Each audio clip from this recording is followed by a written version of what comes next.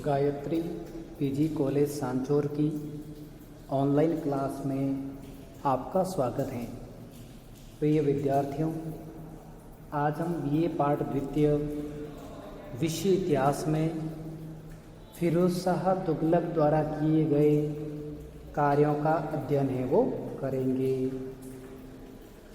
तो देखिए, फिरोज शाह तुगलक ने अपने राज्य की आय बढ़ाने के लिए उन्होंने विशेष तौर से कई प्रकार के कार्य हैं वो किए थे। उन्होंने मोहम्मद बिन तुगलक के काल में चली आ रही प्रथा को, अर्थात जो अनावश्यक तरीके से जो बहुत से कर लगा दिए गए थे, उन करों को उन्होंने 24 प्रकार के करों को हटाकर सिर्फ 4 कर, खराज, खम्स, जजिया व ज़कात हैं वो रखे थे। तो फिरोज तुगलक ने इस्लाम के अनुसार सभी कर हटाकर मात्र 4 कर रखे थे। इन 4 करों में हम देख सकते हैं कि जैसे खराज यानी भूमि कर, अर्थात भूमि में पैदावार जो होती थी उसके बदले जो राजस्व कर लिया जाता था वह खराज कर कहलाता था। खम्स, युद्ध के दौरान जो लूट मार के रूप में जो धन प्राप्त होता था वह धन खम्स धन की श्रेणी में आता था या खम्स कर के रूप में माना जाता था। अलाउद्दीन खिलजी और मोहम्मद बिन तुगलक ने 4/5वां भाग राज्य का हिस्सा निर्धारित किया था, परंतु फिरोज ने इस्लामी नियम के अनुसार 1/5वां भाग राज्य का और 4/5वां भाग पर सैनिकों का अधिकार है वो स्वीकार किया। परंतु जहाँ तक गैर मुसलमानों से जजिया कर वसूल करने का सवाल है, तो फिरोज ने अत्यधिक सख्ती का परिचय दिया और अब तक ब्राह्मणों को जजिया कर से मुक्त रखा गया था। जजिया कर से ब्राह्मणों को अभी तक मुक्त रखा गया था, लेकिन फिरोज ने उन सभी ब्राह्मणों पर जजिया कर वो लगा दिया था। ज़कात 2.5% की दर से केवल मुसलमानों से उनकी आय पर वसूल किया जाता था और इससे प्राप्त होने वाले धन को धार्मिक कार्यों पर खर्च किया जाता था। और इन 4 करों के अलावा फिरोज ने उलेमाओं की स्वीकृति के साथ उन किसानों से जो सरकारी नहरों से अपने खेतों की सिंचाई के लिए पानी लेते थे, कुल उपज का 1/10वां भाग कर के रूप में वसूल करना शुरू किया था। फिरोज ने व्यापार वाणिज्य की उन्नति की तरफ ध्यान दिया और बहुत से ऐसे कर हटा दिए थे जिनकी वजह से सामान को लाने ले जाने में कठिनाइयां महसूस होती थी। फिरोज को बागों का बहुत शौक था और इनसे उसने अपनी आय बढ़ाने का निश्चय भी किया। उसने दिल्ली के आसपास फलों के लगभग 1200 बाग लगाए और जिनसे फिरोज तुगलक को लगभग 1,80,000 टन का वार्षिक आय प्राप्त होने लगी थी और इससे दिल्ली के आसपास वाले लोगों को रोजगार भी सुलभता से मिलना है वो शुरू हो गया था। अब हम जो देखते हैं इसके बाद सिंचाई के साधनों को प्रोत्साहन। तो देखिए, फिरोज तुगलक ही मानता था कि राज्य की आय के लिए सबसे बढ़िया स्रोत राजस्व स्रोत हैं और राजस्व स्रोतों को बढ़ाने के लिए सिंचाई के साधनों को प्रोत्साहन देना पड़ेगा और सिंचाई के साधनों को प्रोत्साहन देने के लिए कृषि को प्रोत्साहन देने के उद्देश्य से नहरों का निर्माण करवा के सिंचाई के साधनों का विकास करना फिरोज तुगलक की सबसे महत्वपूर्ण एवं लाभदायक देन मानी जाती है। अर्थात नहरों का निर्माण करवा के सिंचाई के साधनों का विकास किया। उनकी आज्ञा से 5 बड़ी नहरें बनवाई गई थी और इन नहरों का उद्देश्य कृषि पैदावार को बढ़ाना था और इसलिए फिरोज तुगलक ने 5 बड़ी नहरों का निर्माण है वो करवाया था। सबसे महत्वपूर्ण नहर यमुना नदी से हिसार वाली थी, जो लगभग 150 मील लंबी थी। यमुना नदी से हिसार तक जो लंबी नहर थी वह लगभग 150 मील लंबी थी। दूसरी नहर जो 96 मील लंबी थी, सतलज से घग्गर तक जाती थी। और तीसरी नहर मांडवी और सिरमौर की पहाड़ियों से आसी तक बनाई गई थी। चौथी नहर जो घग्गर से नव स्थापित नगर फिरोजाबाद तक बनाई गई थी। और 5वीं जो नहर है वो यमुना से फिरोजाबाद तक पहुंचती थी। अर्थात इस प्रकार से इन 5 नहरों का जो निर्माण करवाया था, इन 5 नहरों के निर्माण के साथ उनका उद्देश्य था कि इस क्षेत्र में कृषि पैदावार को बढ़ाया जा सके और इसके लिए उन्होंने यमुना नदी के पानी को पेयजल के रूप में स्थापित करने में सफलता प्राप्त की थी। उसने लगभग 150 मील लंबी से लेकर 50 मील लंबी तक नहरें बनवाई और उस पर राजकीय खर्च किया। इससे किसानों को मौसम की बेरुखी या अन्य किसी कारण से जब आवश्यकता महसूस होती तो किसान कृत्रिम सिंचाई के साधनों से भी कृषि कार्य कर सकते थे। फरिश्ता इतिहासकार लिखता है कि सिंचाई की सुविधा के लिए फरिश्ता लिखते हैं कि सिंचाई की सुविधा के लिए फिरोज ने अन्य नदियों पर 50 बांध भी बनवाए थे। किसके लिए बनवाए थे? सिंचाई की सुविधा के लिए फिरोज ने अन्य नदियों पर 50 बांध बनवाए तथा तालाबों का निर्माण करवाया। सिंचाई तथा यात्रियों की सुविधा के लिए 160 कुएं भी खुदवाए। इन नहरों के परिणाम स्वरूप सैकड़ों वर्ग मील क्षेत्र को सिंचाई की सुविधा उपलब्ध हो गई। अर्थात सिंचाई के लिए केवल और केवल नहरें ही नहीं अपितु तालाब बनवाए, बांध बनवाए और इसके अलावा सिंचाई और यात्रियों की सुविधा के लिए लगभग 160 कुएं भी हैं वो बनवाए थे ताकि सिंचाई की सुविधा उपलब्ध हो सके। नहरों के आसपास नई बस्तियां बस गई और शहरी क्षेत्रों में सुल्तान ने किसानों को गेहूं, गन्ना, मसूर आदि उत्तम फसलों को बोने और फलों के पेड़ लगाने का अनुरोध है वो किया था। अर्थात उनका ये मानना था कि कृषि क्षेत्र में पैदावार बढ़ेगी तो राज्य की भी आय बढ़ेगी और इससे किसानों की भी आमदनी बढ़ेगी तो राज्य का चहुमुखी विकास होगा।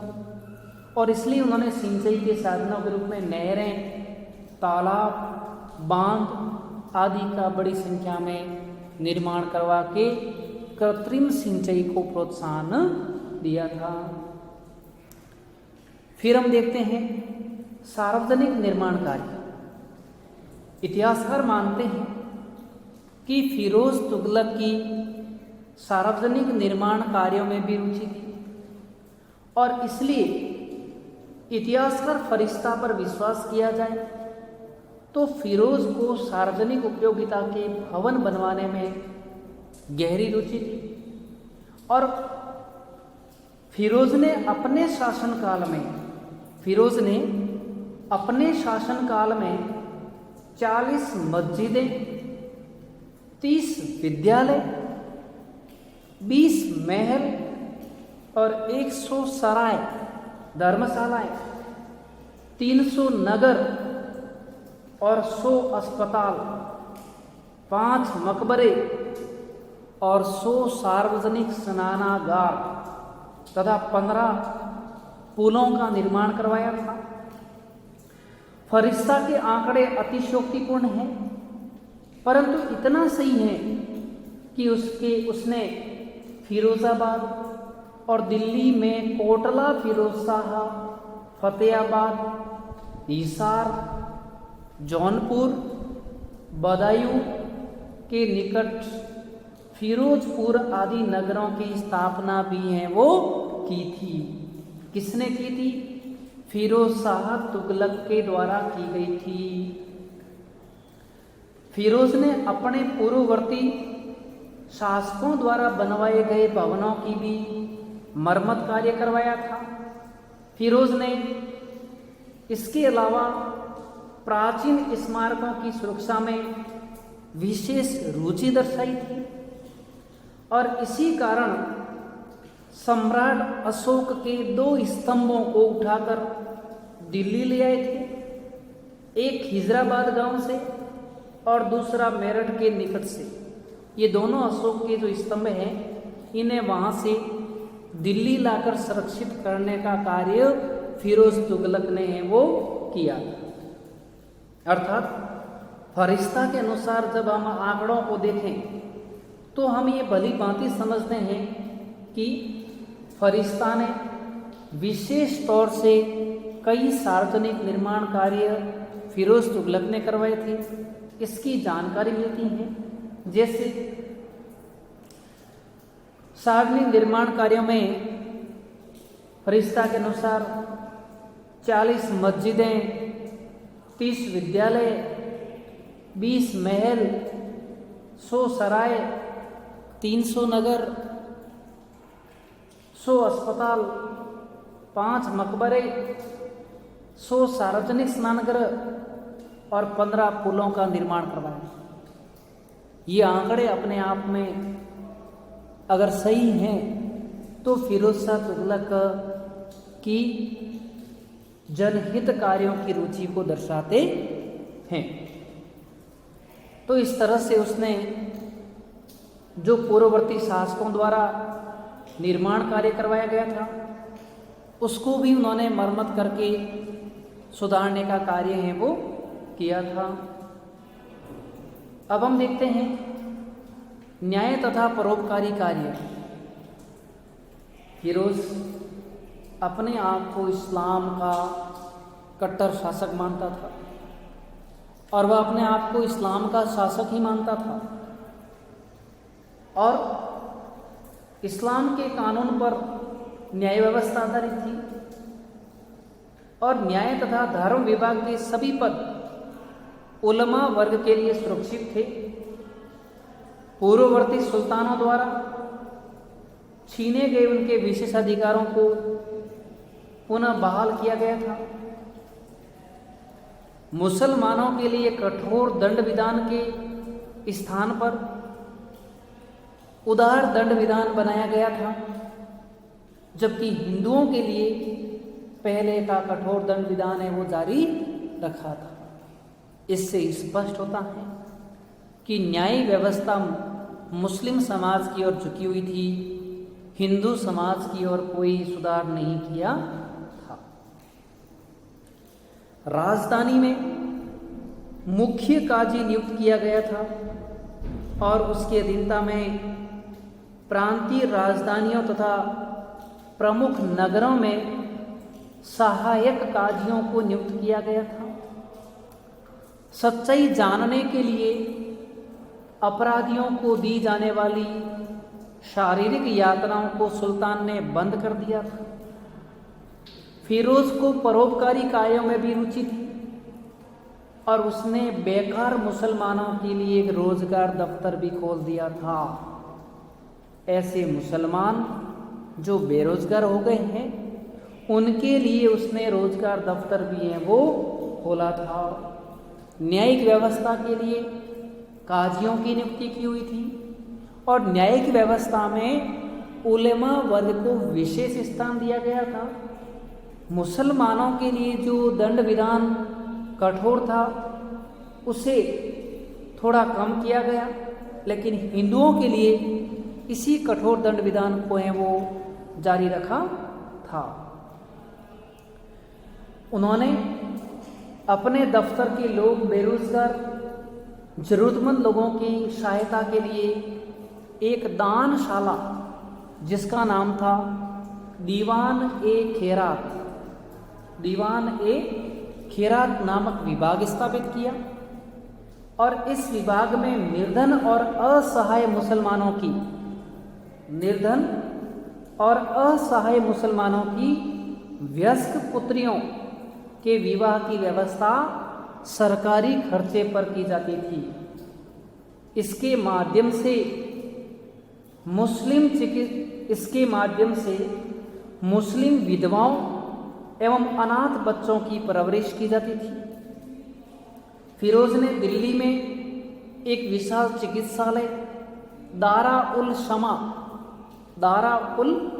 शमा कायम किया था, जिसमें रोगियों का निःशुल्क चिकित्सा कार्य किया जाता था और उन्हें निःशुल्क भोजन भी दिया जाता था। तो इस तरह उन्होंने परोपकार के कार्य और न्यायिक कार्य भी हैं वो किए थे। अब हम बात करते हैं दास प्रथा की। तो फिरोज को बहुत बड़ी संख्या में दास दासियां रखने का शौक था, इसलिए उसके शासन काल में दास प्रथा को विशेष प्रोत्साहन मिला। फिरोज ने अपने प्रांतीय अधिकारियों को उसके पास दास भिजवाने का स्थायी आदेश दे रखा था, जिसके अनुसार प्रांतीय अधिकारी दास सुल्तान के पास भेजते थे। परिणाम स्वरूप अनेक निजी दासों की संख्या बढ़ते 1,80,000 दासों की संख्या तुगलक के दरबार में हो गई थी। इन दासों की देखभाल करने के लिए विभाग स्थापित करना पड़ा और शाही दरबार में दासों को रखना पड़ा। 40,000 दास तो शाही महल में सुल्तान की सेवा में नियुक्त किए गए और शेष गुलामों को विभिन्न प्रांतों में नियुक्त किया गया और प्रांतीय अधिकारियों को उनकी शिक्षा, सैन्य प्रशिक्षण व पालन पोषण का उचित प्रबंध करने को भी कहा गया था। फिरोज का यह शौक सल्तनत को बहुत महंगा हुआ, क्योंकि उसकी आय का एक बड़ा हिस्सा इन दासों पर खर्च हो जाता था। इसलिए विद्वान इस नीति को है वो सही नहीं मानते हैं। फिर हम बात करते हैं सेना की। तो फिरोज एक योग्य सेनानायक नहीं था, अतः वह सैन्य संगठन को सुधारने की तरफ कोई विशेष ध्यान नहीं दे पाया। अलाउद्दीन के द्वारा स्थापित स्थायी सेना अभी तक कायम थी, परंतु फिरोज के समय दे दी गई और बाकी के अनियमित सैनिकों को ही राजकोष से नकद वेतन मिलता था और सैनिक लोग अपनी जागीरों से लगान वसूली का काम पेशेवर ठेकेदारों को सौंप देते थे। इस प्रथा से बहुत भ्रष्टाचार फैला और सैनिक अनुशासन है वो लड़खड़ा गया था। सेना का मनोबल टूट गया था। और इसका सबसे बड़ा दोष था कि सैनिक के बूढ़े हो जाने अथवा किसी कारणवश सैनिक सेवा के योग्य न रहने पर भी उसका पुत्र, दामाद अथवा दास भी उसके स्थान पर सेवा दे सकता था। सैनिक सेवा वंशानुगत हो गई थी, जो सही नहीं मानी जाती थी, और इससे सेना की शक्ति, पराक्रम भी है वो कमजोर हो गया था। धन्यवाद।